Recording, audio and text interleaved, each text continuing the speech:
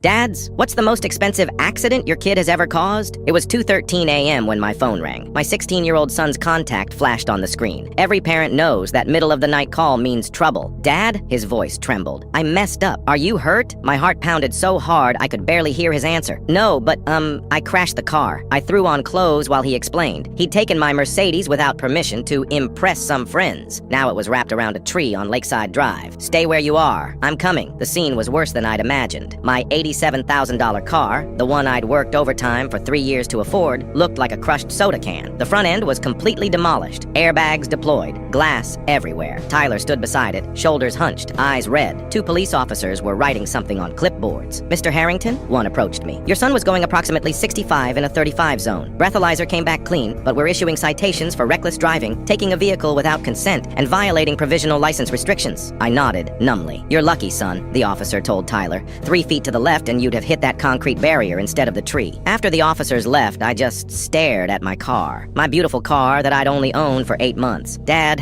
I'm sorry, Tyler whispered. Get in the tow truck, I said flatly. The silence on the ride home was suffocating. The tow truck driver kept glancing nervously between us in the rearview mirror. At home, I sent Tyler to his room. We'll talk tomorrow. I couldn't sleep. Insurance would cover some of it, but with my deductible and the inevitable rate increase, plus the citations and potential legal fees, I was looking at $20,000 minimum out of pocket. Money that was supposed to go toward his college fund. Morning came. Tyler sat at the kitchen table, eyes downcast. Why? I asked simply. There was this girl, he mumbled. Mia. I wanted to show her I was, I don't know, cool or something. Was it worth it? He shook his head. I know you hate me now. I don't hate you, Tyler. I'm disappointed and angry, but I don't hate you. The car was your dream. It was just a car. A really expensive car, he said, finally looking up. I sighed. Yes, and now we need to figure out how you're going to make this right. I'll get a job, pay you back. I almost laughed. At minimum wage? You'll be 40 before it's paid off. His face crumpled. Then what do I do? First, you're going to face consequences. No driving until you're 18. You'll work weekends at Uncle Pete's warehouse. Every penny goes toward this debt. That's fair, he said quietly. But most importantly, I continued, you're going to volunteer at the rehabilitation center where Mr. Coleman works. The one for accident victims? Yes. Every Tuesday and Thursday after school, for a year. Later that week, I drove Tyler to his first volunteer session. Before he got out, I said, you know why this hurts so much? Not because of the money, because you could have died, Tyler. His eyes welled up. I didn't think, that's right, you didn't think. And people die from not thinking. 6 months later, I watched Tyler help a young man about his age. A car accident victim learning to walk again with prosthetic legs. The determination on both their faces moved something in me. That night, Tyler sat beside me on the porch. Dad, that accident was the most expensive mistake I've ever made, he said slowly. But not because of the car. Oh? Because I almost threw away everything that matters. My life, your trust. I nodded, throat tight. I'm still sorry about your Mercedes, he added. I'm not, I replied, surprising myself with the truth of it. Some lessons are worth every penny.